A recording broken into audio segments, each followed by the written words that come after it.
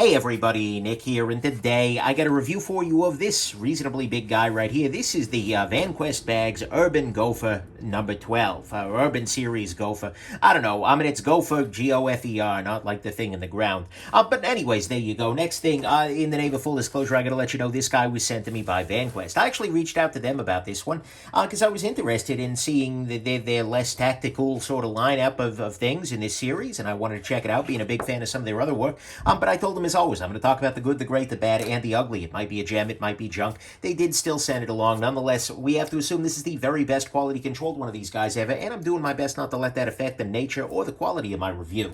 Next thing, size comparison. First off, here it is against the Spyticodelica, as well as a standard U.S. ruler. That's actually not necessarily a standard U.S. ruler, but it is a ruler from the U.S. nonetheless. And then here it is actually against a couple of sheets of 8.5 by 11 paper. Right here that I happen to have around from another review. And so what we're going to see here is this pretty comfortably fits a good old-fashioned 8.5 by 11 sheet of paper. So there is that. And then I would do a size comparison against the 13, but it's kind of difficult to, swap the two around and have them both on camera. But what we're going to see here is that next to the 13, this is pretty much the same size. Maybe the 13 is a little bit bigger, but it's not by a huge margin if it is. They're very, very similar in terms of size class. Next thing, what is this bag? Well, this is, in many ways, it feels like a sequel to the Envoy 13. And there's also a larger one of these, the 15 here. But it's designed in their Urban series to be a little bit less high-speed, low-drag tactical, right? To feel a little bit less, if we look at the 13 here, what we see are, not only do we have the big Velcro thing, but we got the Molly on the front of it, the Molly on the side of it, etc. This feels maybe a little bit more high-speed. In this case, it happens to have a knife company logo on the front, but still, nonetheless, that is definitely that's a difference there. And so they're trying for a slightly different aesthetic with the Gopher series here. And there are two models of them. There's the Gopher 15, which is larger than this guy, and the Gopher 12. The 12 is $170 US, and the 15 is $185. They are available in blue, gray. This is gray, in case you can't tell that this is gray. And they also have a multicam version of it, which kind of defeats the whole purpose, but hey, whatever. And then finally, this guy works with a lot of the same accessories as the Envoy series. And so if you'd like, you can check out my Envoy series video just to get a closer look at some of the things that are out there. But anyways, let's talk about what I like about this guy, the good, the great, the bad, and the ugly here. So on the good side, to start with, the smaller size is reasonably compact. This is not a bag that is particularly bulky, right? It'll fit a reasonably small laptop here, and it'll fit enough of your daily essentials. It was able to, I tend to carry a little bit more than most, being an ADC kind of, slightly preparedness-minded sort of guy, and this carried everything I needed, but it's not so huge, right? It's very easy to stick in the footwell of a car with your feet down there or something like that, right? It's very easy to just throw on your back, etc. This is a nice, reasonably compact size. Like I said, this is right about perfectly suited, if not borderline a little bit small for a 13-inch MacBook Pro, if that's your world, but I don't expect to put your massive, laptops in their desktop replacements, etc. 15 would probably take it a little bit better. Next thing, construction on this guy is good. It's durable. It is using 400D Urban Blend nylon poly fabric.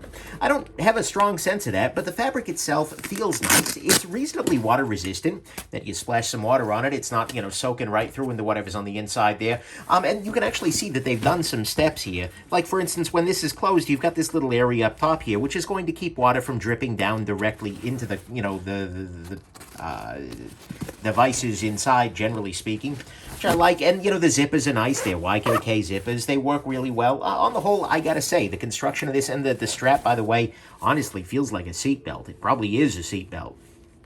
But it's very durable, very strong strapping. All the stitching is good. This is a bag that feels well put together, generally speaking. I like the standard of construction here, and it makes me very much trust it as an amalgamation of fabric and stitching and things like that. Next thing, price-wise, this is pretty solid. Like I said, about $170. And that's right around the same price point as the Envoy series, which is very, very good. And, it's actually a little bit better than a lot of what you're seeing out there, especially in terms of, like, messenger bags.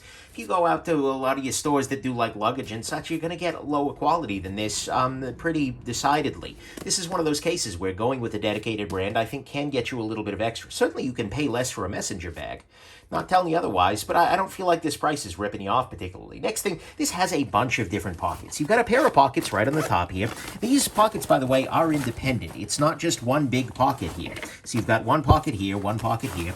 These are very nice just for throwing random things in there. You could throw a pen or something like that. I actually ended up using this to throw in a mask, right? Considering that's a part of our everyday carry right now in 2021, it's definitely, that's a nice place to toss one when you're not using it.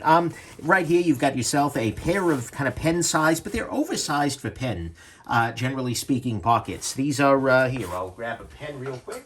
Let's see here, Pilot G2. And what we see here is you can actually fit 2 or 3 different pens in each one of these guys, along with like pen-size flashlights, etc.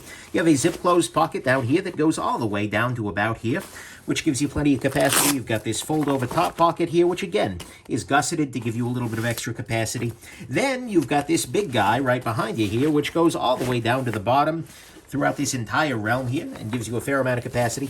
You have the main area of the bag, which goes down all the way to the bottom there with some reasonable width. And by the way, note the Velcro all around the inside here. You've got a pocket here, your laptop pocket in the back. And then you have the this kind of secret little pocket here. Not all that secret, right? And then you have on the back another area here, which is very capable of holding something like a tablet or, a Nintendo Switch or something like that, if you'd like it. That's kind of the area that you could put a little bit of extra electronic. And then actually this little area right here is smart because this is, if you're, for instance, traveling with a suitcase that has an extendable handle, you can just put the extendable handle right through here, and this will just ride along on top of your suitcase. Smart little idea. So anyways, I gotta say, there is a fair amount of pocketation to it. It doesn't have quite as many as the Envoy series did, but what is there is good. Oh, one other thing worth noting, this very top part here, this is actually an accessibility slot. What that allows you to do is get to the interior components without fully undoing the bag. It's probably not wide enough for you to get your laptop and such out of there, but it is definitely a nice little touch, right? And so having that extra bit in there, that's good, but it is not itself a separate pocket. So anyways, there's a lot of pocketation here. I also like the Velcro on the interior very much because it allows you to do things and attach little things like, for instance, straps and all kinds of different accessories here. Grab a little accessory out of my current one here. What you can do is you can take a piece like this. I forget the exact name of this little guy, but it's a little Velcro strap thing, and in this case I have a flashlight in it, which gives you a full 10,000 lumens. See? Right there, 10,000 lumens. And then you can just take it and you just slap it onto the side there, and it stays. You can also do things like dividers, that kind of thing inside there that will take advantage of this Velcro. And that allows you to divide the space however you'd like. It allows you to put things along the side. It's a really cool idea. And it also leads to a very soft construction, right? On the inside of this, you're really not going to scratch something up. You could crush them, but I wouldn't really particularly hesitate to just drop a set of sunglasses down in there if I wanted to. I think it would probably do fine, just because it is a reasonably soft sort of thing. So that's a very nice thing. I also like the closure here. What you have is both a set of hook and loop. So here's a Velcro kind of thing. So you've got the hook and loop closure as well as the buckles. And the hook and loop is good enough for a lot of situations, right? If you just like close this and lift it up, it'll work. It'll close it shut. But then the buckles give you a little bit of extra action here. They give you a little bit of extra closure, meaning that once the buckles are in place, this really isn't going anywhere. And so I like that. I think it's pretty good. And it's strong enough, it's more than strong enough for damn near anything at this point in time. Then finally, on the good side, this is sort of a little detail, but it turns out really not to be that little for me. It has become something I've fallen in love with. And that is this little strap right here. This is a stabilizing strap. Or at least that's what I call it. But anyways, it extends from this part of the strap that you wear around your body to the very bottom of the thing. And then it just buckles around the front of you. And so basically what you do is you put this guy over your shoulder, and then you buckle this strap around your waist in front. Now, is this the most fashionable look ever? No, absolutely not. But what it does is it pins the bag to your back. If you have this guy flat against your back and you tighten the strap around you, this will not move. So not only does this make it a little bit more comfortable when just walking, or specifically if you're running or jogging with it, it will not move, but also biking. Turns out to be huge for this. Wearing a messenger bag on a bike, there's always the risk that the bag is going to kind of rotate around you as you shift your body weight, that you'll suddenly have a bag in front of you and you'll have to... That will never happen with this. This is very, very, very comfortable on a bike because it just stays exactly where it's supposed to be.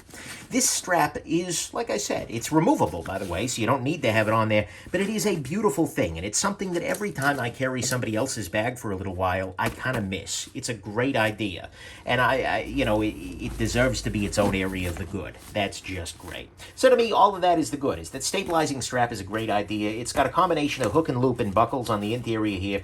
Good use of Velcro, lots of pockets, a solid price, durable construction, and the size is reasonably compact. On the great side, much like the Envoy series, this is very, very well thought out, right? You get details like the stabilizing strap, like the pad on the shoulder pad here. This is able to slide relatively freely, which makes it very easy as you're wearing this guy to pull the bag out in front of you to grab something and then rotate it back behind you, and your shoulders doesn't move particularly. The strap just slides through. That's a beautiful, beautiful thing, and especially with this little bit of grippy fabric here, it's great. It works very, very well. They've got the rolling suitcase slip I talked about, the double handle, which allows you to have something that is not quite on the... Because if you're just lifting by the back part, the weight isn't quite distributed, but this gives you a little bit of extra gription, even with this thing in the middle there. You have the little hidden thing in the back here. You've got, even on the back here, you've got a little... you can see that the zippers have a pair of overlapping eyelets, allowing you to lock this back part separately and independently of the rest of it, which is a very nice thing, and gives you a little bit more security in that pocket there. And it has multiple different soft pockets around there. Look, I always am willing to sing the praises of products where it's clear that somebody's done a lot of thinking, has done a lot of design, just taken a lot of care, and this feels like another one of those. That's my very favorite part about Vanquest. These are bags that are made by people who really seem like they are gigantic nerds, I say with all the respect in the world, being a gigantic nerd, about bags. They make bags that are just overthought in every meaningful way, and I freaking love it. So to me, that's what's great, is it is just extremely well thought out for its functional purpose. On the bad side, there are a couple of leftover issues from the Envoy series that are still here. One of those being that the Velcro doesn't extend all the way up to the side here, which means that you can't actually slap one of these kinds of accessories right up at the very top here, which you might want to. And similarly, some of the taller accessories will only attach in one point. I don't know exactly why the Velcro doesn't go all the way up the side, but it would be something that I would prefer, right? That's a little detail. And the other thing is, I wouldn't mind a lockable, in the same sense that you have this guy back here, with the lockable little, put a, little TSA lock or something like. I wouldn't mind seeing that same thing up here, especially as a pickpocket protection thing. Mind you, you can do the same thing by locking through these guys, but it seems like a little detail that they could fix. There are also a couple of things that are a little bit worse in this bag relative to the Envoy. The handles on this guy are just pieces of nylon strapping, as opposed to on the Envoy, where you have a little bit more thickness, a little bit more padding. The ergonomics of grabbing any one of these independently is a lot better than grabbing, any one of those guys. Little detail, but it's a thing. It's also missing some of the interior pockets. On the original Envoy, there is actually a second set of pockets right over here. On the inside, on the inside back, whereas this guy doesn't have those. Not the end of the world, but it is definitely something I'd like to see in there. I miss a little bit more of the MOLLE options. I forget what MOLLE even stands for, but it's, basically this stuff right here, where you can clip things to it with a fair amount of durability, right? It lets me carry, for instance, a carabiner here. You're thinking, Nick, why are you carrying a carabiner? You going rock climbing? No, I'm carrying shopping bags and things like that, and this is infinitely nicer to hold on to than 15 little tiny freaking shopping bags. Or, there are lots of situations in which one can come in handy, right? But I miss that kind of thing, and it honestly feels a little bit less capacious, just generally speaking. I feel like all of my stuff fits a little bit better into the Envoy series rather than this guy. So it's not the end of the world, but it's a thing. Oh, and actually, one other thing to highlight here is this does have a bottle pouch, right? This little area on the end here, it's hard to get this onto camera, but this little area on the end here is a pouch for a bottle, but you can see it doesn't really... it doesn't have all that much capacity, right?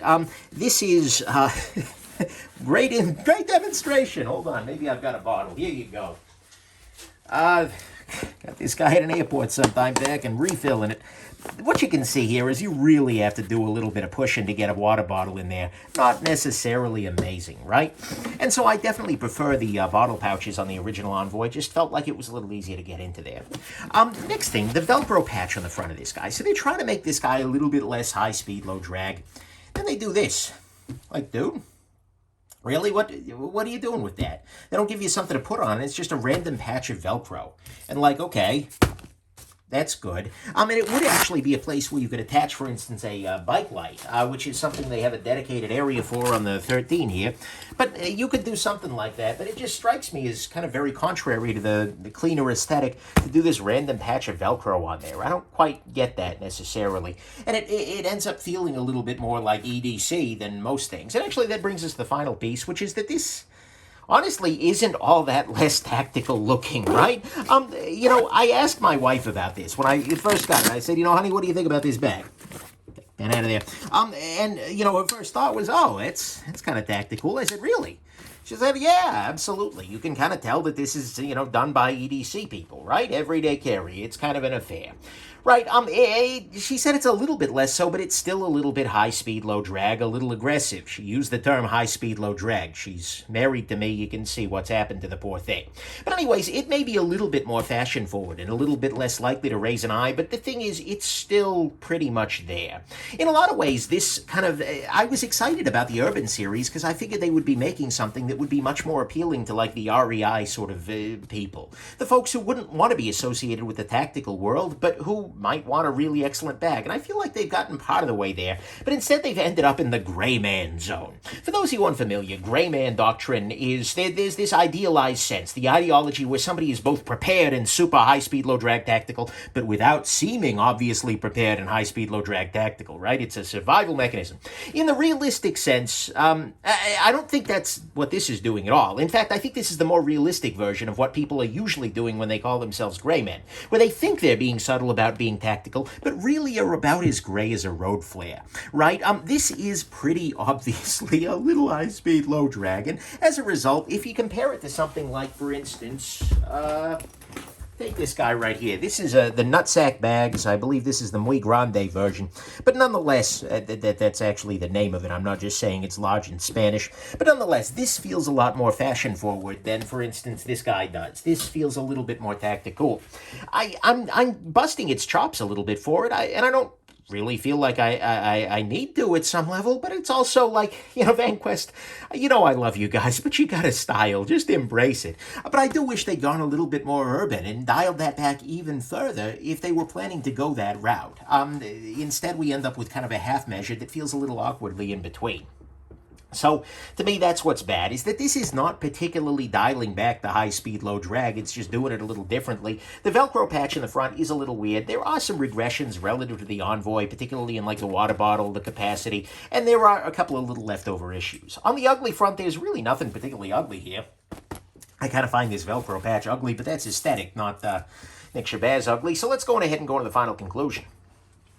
Look, I'm going to be honest with you. I am a huge Vanquest fan at this point. The Envoy 13 I've been showing you is the bag I find myself moving back into in between reviews. Whenever I'm done with something, I go back into the Envoy 13, right? They design bags that are really smart, with really solid features, and damn good kind of components, right? They are very, very good companions for your daily life, and I would be very, very sad if Vanquest, you know, went someplace, or if somebody stole my Envoy 13, first thing I'd be doing is calling and getting another one, right? That's absolutely 100% a thing. And I think this is a nice follow-up to it. It's a nice additional option, because it still has a nice compact size, good construction, a decent price, bunch of pockets, some good interior Velcro that lets you customize things well, nice closure, a stabilizing strap, and a really smart design. Sorry, there's a watch sitting over there next to my notes, but a really smart design. It does have some lingering issues. I do miss some of the pockets, some of the features. The bottle pouches are not amazing, even if they function. The Velcro here is just weird, and it's only mildly less tactical than the original. But overall, it's a very solid bag, and it is a very different aesthetic option. And I think that's kind of where it comes down to. I gotta be honest with you, though. I was happy to move back into the Envoy 13 when I was done with this. Because I probably carried this for like 2 weeks or so worth of actually going to work at this point, and I kind of came out of it feeling like, okay, yeah, it's a pretty solid bag. But moving back into the 13 felt good. Into the Envoy, that is. That was nice. Yes, it's a little bit more tactical. Yes, it's definitely a little extra. And yes, it is gigantic, like EDC nerd to anybody who sees it, right? But it's just a little bit more capacious, a little bit more functional, a little more direct. The Envoy 13 is an unassailable gem. This guy is a very solid pack. And if you love the design, you're probably going to love it. But it's not quite the same hit out of the park that the 13 is. And that said, though, I think it's because this revised aesthetic doesn't really speak to me. It's not quite urban enough to be urban, but it's not quite tactical enough to be tactical. So it's kind of a weird half measures sort of point, right? I'm sure that if you're looking at this and going, oh yeah, that's way better, I really like that a lot, then you're probably going to be a huge fan of the bag. This will probably be a gem for you, and the little regressions won't bother you so much because there's something beneficial for you here in this design. But that's kind of where I land with it. Personally speaking, I go Envoy 13, but that's because this aesthetic doesn't work for me. If it works for you, then absolutely great. So final conclusion here is that this is another really fine choice for folks who want the function of the Envoy, but want something a little bit less extra, or maybe something that's a little extra in a slightly different way. So although it's probably not the choice for me, if you're loving the look, then I think it'll be good to go for you. Gopher? No? Okay. Anyways, hope this has been interesting to you, and have yourselves an absolutely wonderful rest of your day. Bye now.